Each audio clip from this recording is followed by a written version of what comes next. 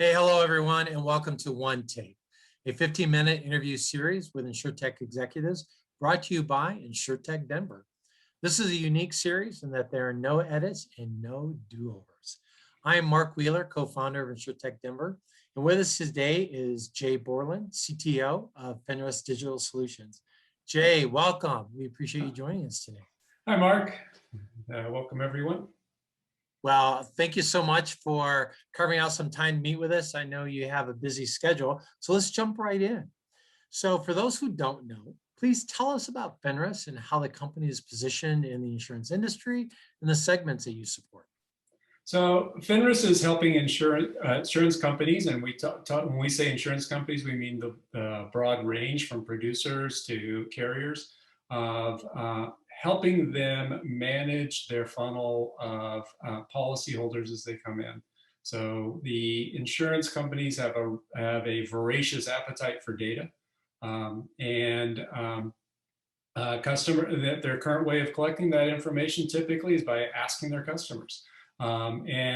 Customers on their side really don't want to have to deal with all that information, and it sometimes can be a little scary to them about what the information is being used for and all those other pieces. So we help out our clients by delivering the data to them that they need to perform their business. Terrific. Now, are there certain products or categories that you work in and support on the insurance side? Yeah, we work throughout the life cycle. So we start with our scoring products, which help you identify the propensity of a customer to buy. So you get their name and address, and we can give you information about how likely they are to buy from you, how likely they are to stay as a customer, and some information about their lifetime value. A little bit further on, when you're ready to go deeper and fill out and have an application, we offer our pre-fill products that deliver data back to you and can be used to improve the customer experience for that piece. And then finally, once you have a customer and they're in your network, creating an experience that is valuable to the customer relies a lot on understanding the changes in that customer's lifestyle. And that's where we bring in our life events monitoring and alert system, or what we call LIMA. That we will monitor your book of business, and when we recognize that someone has had a new baby, has moved, or some other life event has occurred, we can give you an alert for that, so you can reach out and make sure that their coverage is still appropriate after the changes in their lifestyle, and create a stronger relationship with your clients. Wow, that's really helpful. Thank you for that. Well, as you just described, the core of the Fenris business is built around data. So taking, accessing, analyzing, and interpreting that data. So Jay, the core of the Fenris business is built around data, accessing, analyzing, interpreting the data. How does Fenris add value to its customers through that data? So the most visible way that we add value to our customers is by reducing the friction in the client acquisition piece. That pre-fill part of the process really removes friction and improves your fill rates and your completion rates of your applications. That's one way. In addition to that, acquisition channels can be quite expensive as you purchase leads, as you funnel them through different call centers and other kinds of ways. By using us to help identify which of those leads are most likely to convert, which are most likely to provide long-term value to you, we are able to help you invest appropriately in each of those experiences and drive value that way. Terrific. Well, we all know this idea of the acquisition costs and trying to engage the customer and reducing that friction, how critical they are to the whole buying journey for the journey for the customer. Well, let's take and build onto that. As CTO, how would you define your role in the company, and who do you engage with within the organization? Well, so we're a startup. That means that a title is largely for public benefit, I think might be the simplest way of saying it, because the simple answer is everybody does what needs to get done right then. Technically, my responsibilities are for the product and for our technology stack and our decisions around technology and product. So I spend a lot of my days, my day job, looking at the data that we curate, that we bring in, looking for new data sources, trying to enrich that. I spend a lot of time with our match logic and other pieces to make sure that when you send in a name and address, we are returning data that is accurate and is appropriate for that person. We also also obviously spend a lot of time on our performance, making sure that we're returning that as fast as possible, and working with our team on building out new and more exciting analytic models. So that's the basic part of that, but I also spend a lot of time with our sales team and training and other pieces. Spend a lot of time with clients trying to understand how they're using our product, and when you know we're not perfect, and so when something goes wrong, I make sure that I'm available to solve the problems that show up and deliver value in that way. So as a startup and entrepreneur, lots of hats there. Yeah, well, it's all the hats, and it's just whatever needs to be done, you know. Sure. Sometimes you have to just go wash the dishes in the kitchen, back when we had an office at least, and so that needs to get done too. Very true. Well, you know, talking about the customer engagement element that you're involved with, you know, as an industry, InsurTech relies a lot on data, right? And how can companies do a better job in working with data? Oh, that's not just even one question, but or even one blog entry, but you know, a whole series of blogs on data. Sure. I think the most the most fundamental thing, if I could get companies to think of one way, is to think and treat data as an asset. In the same way that you treat your house or your car or anything else of value to you, and you take care of it, you make sure that there's a maintenance schedule for it, you get it cleaned up and working properly and all those pieces, and create something that you can take pride in. That's the same thing that I would ask all of the companies to do with their own data. Is to absolutely make sure that you're keeping that data up to date, making sure that it's fresh, and that you're investing the effort into making it good. We can only augment the data that you give us based on the quality that we get. And you know, we do a lot of work to clean up the data when we get it in, but it's so much better if we get clean data to start with, and we don't have to guess, oh, this is what they meant, or this is the problem there. Right. I Terrific. think the other Yeah. One other thing that's really important with data nowadays is data safeguards. You know, you have an enormous amount of data about a person and about their lifestyle, and a lot of that data is incredibly sensitive. And so making sure that you're treating that with the respect that deserves as well. And you know, always thinking of it. It's like I tell my team, it's like, every time you're looking at a piece of data from our system, you need to make sure that you're treating it exactly like you would want someone treating your own data, and recognize that you have you know, a pretty significant impact on their lives if that's mistreated in some way. Sure. Well, I think that's really good advice, you know, for companies that are out there. I really like this idea of data as an asset and thinking about it that way, because it really goes beyond just acquiring that first customer, right? Or the first time you acquire that customer, and thinking about what that engagement needs to be further on. Now, many companies we've seen, you know, being part of the Denver scene, and InsurTech, you know, companies are establishing a presence here in Denver, or in all of Colorado. And I know Fenris is headquartered in Virginia, and you're located in Boulder. So how have you found, you know, the marketplace here, you know, access to, you know, talent or receptivity to the work that you're doing? Yeah, it's certainly not just the InsurTech industry that's big in the area, but just tech industry as a whole. And you know, that goes back to, you know, some of the early telco days, and you know, US West and some of the others that level 3. They were all examples of companies that kind of started here and started building a tech ecosystem that's gradually grown over time. And now, you know, all of the big tech players are here. Google, Amazon, and others are in the area. So it's when you're hiring technical people, it's a very competitive market. And a lot of times what we like to do then is focus on early in career individuals so that we can bring them up and work with them.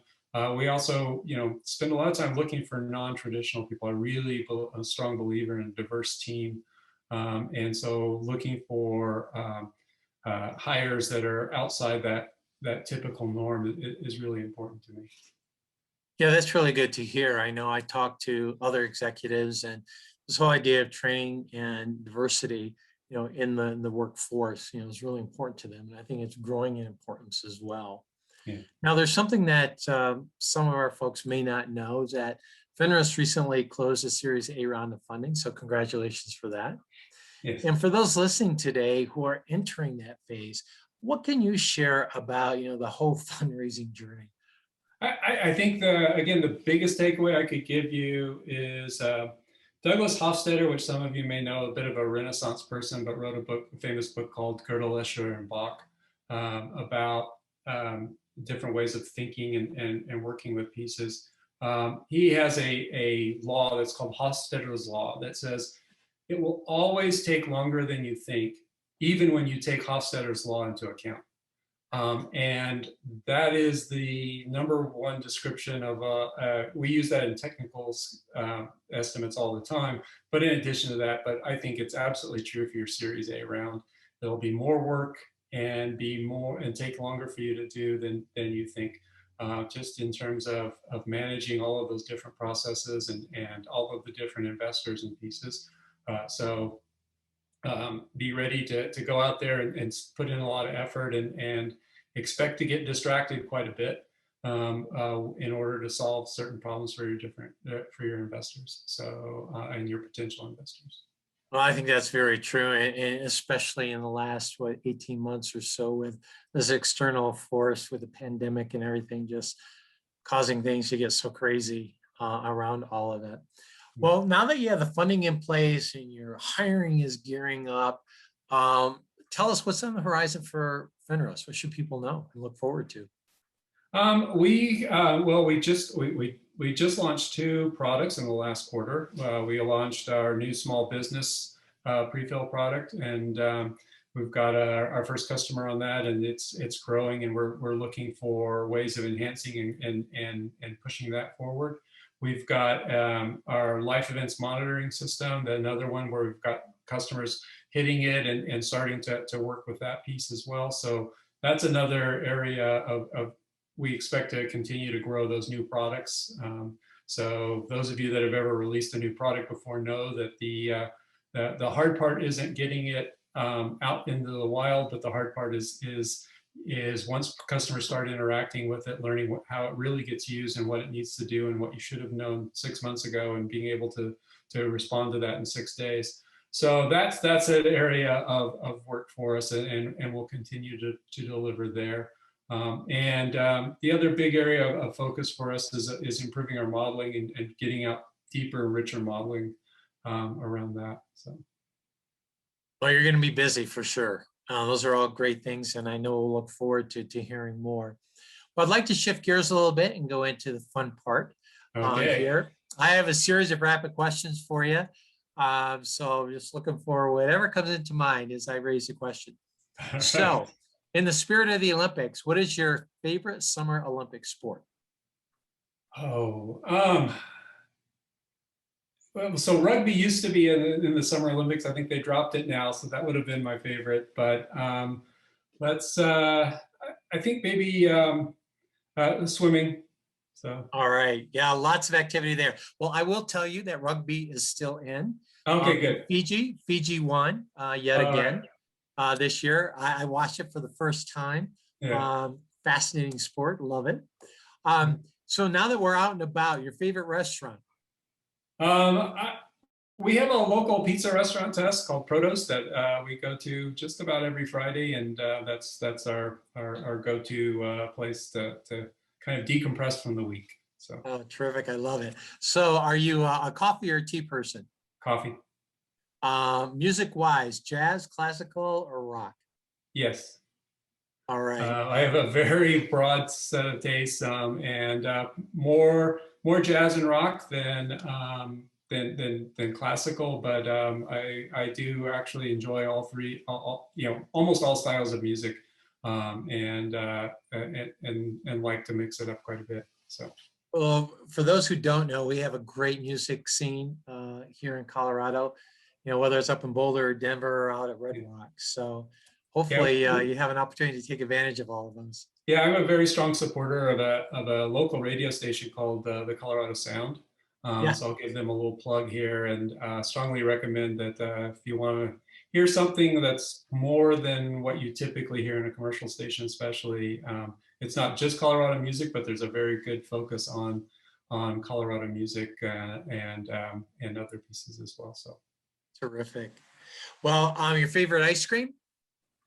Wow, it's usually whatever is in front of me right now. So that definitely changes. These days, probably pistachio, but like I said, that could be, ask me that question in a week or two, and you might get a different answer completely. So sure. Favorite holiday? Favorite holiday is Thanksgiving. All right. And favorite comfort food? You may have given us a hint on this one.